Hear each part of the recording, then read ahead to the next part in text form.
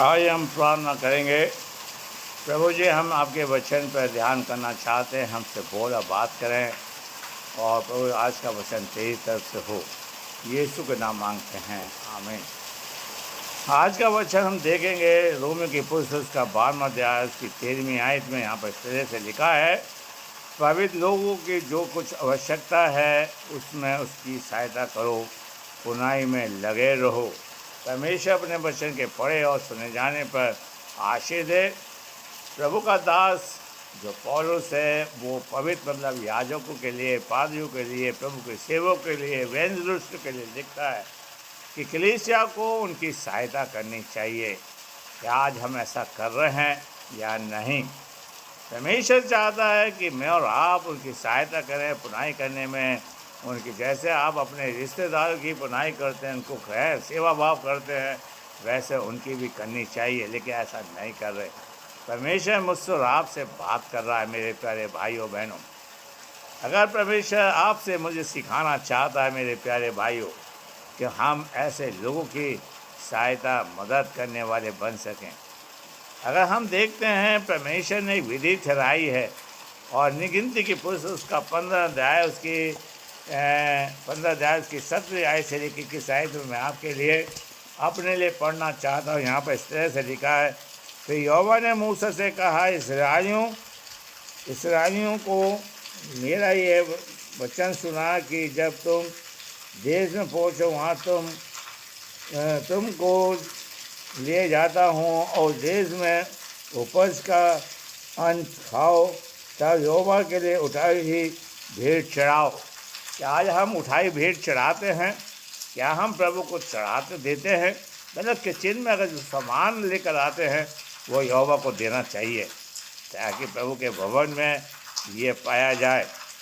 अगर हम देखते हैं आगे कि उस देश की उपज का अन्न खाओ और यहोवा के लिए उठाई भेंट चढ़ाओ।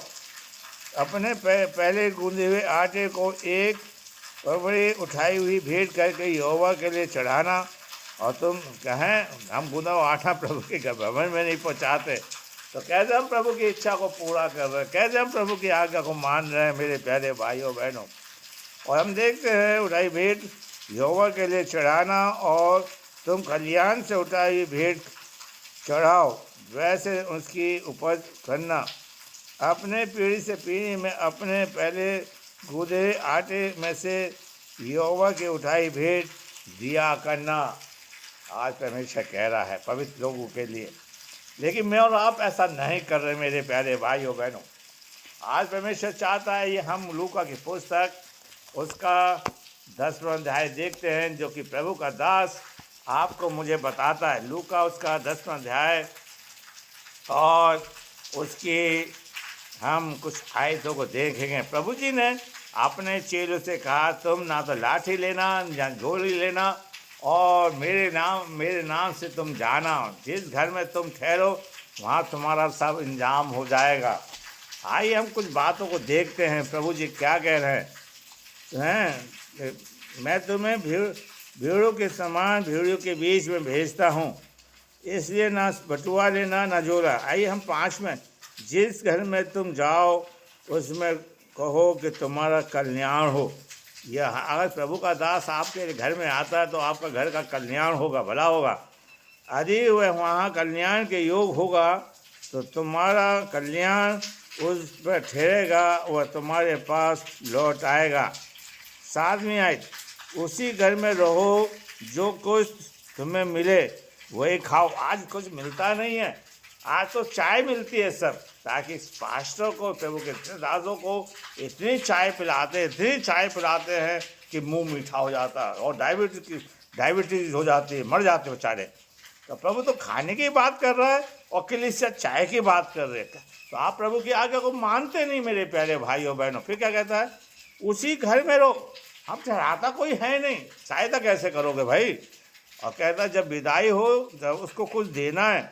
ऐसा हम नहीं कर रहे मेरे प्यारे भाइयों। प्रभु करे हम प्रभु के दास की सेवा करने वाले बन सके, जो तो आपके लिए प्रार्थना करता, जो आपके लिए प्रभु के सामने खड़ा होता ताकि उसकी जमायत ठीक रह सके। प्रभु आपको आशीष दे। आइए हम प्रार्थना करें।